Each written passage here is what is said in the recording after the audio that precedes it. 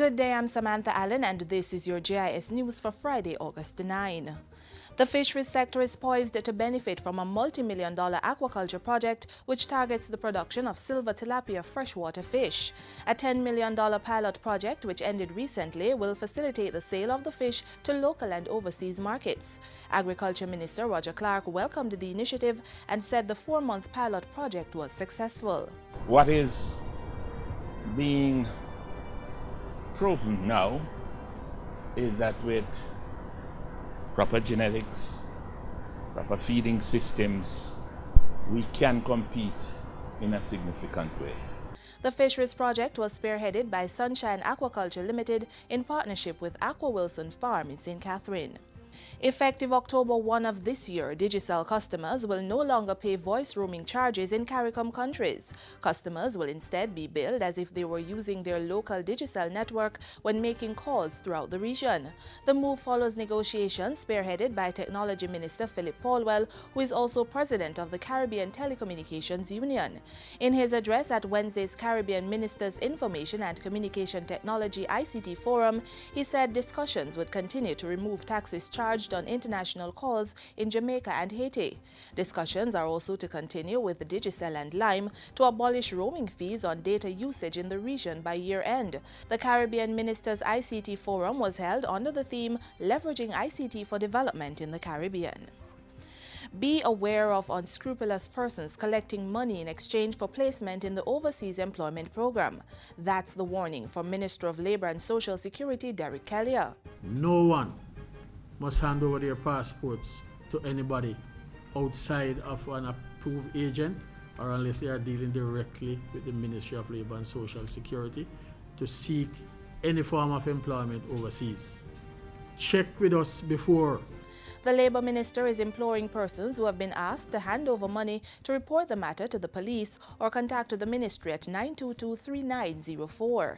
He was speaking at a function to formally announce a partnership with Caribbean Airlines to transport workers involved in the Overseas Employment Program to Canada and the United States. The workers were previously transported via private charters.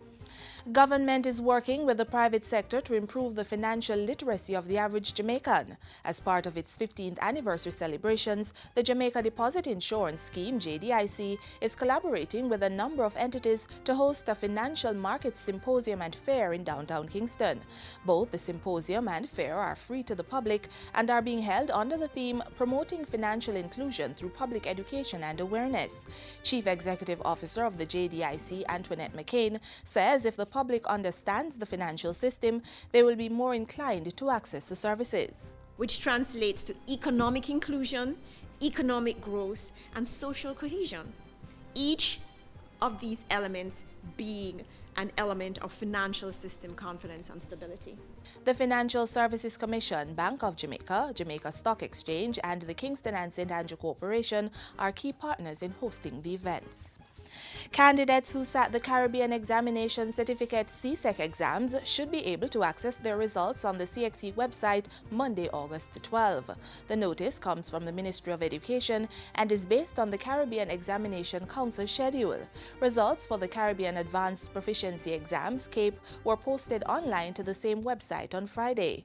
CXC has not indicated when printed versions of these examination results will be available to schools. And finally, government will offer its full support to our athletes as the 2013 staging of the IAAF World Championships kicks off this Saturday. Minister with responsibility for sport, Natalie Nita Headley, is urging those in charge of the Jamaican contingent to keep the athletes focused on their primary goal. Keep them out of harm's way. Allow them not to be exposed to all of what is happening, the negativity. We're Jamaicans, we're proud, we do what we do well. In the meantime, Minister Nita Headley says athletes will be re-educated about the importance of proper nutrition and training, as well as the list of banned substances so that they can be fully aware of what should not go into their systems. The list of banned substances is really extended every week. Yes? You can almost find a new one on the website every week. And so we have a responsibility to continue the process of educating and re-educating our athletes. And that's it for GIS News today. I'm Samantha Allen. Thanks for watching.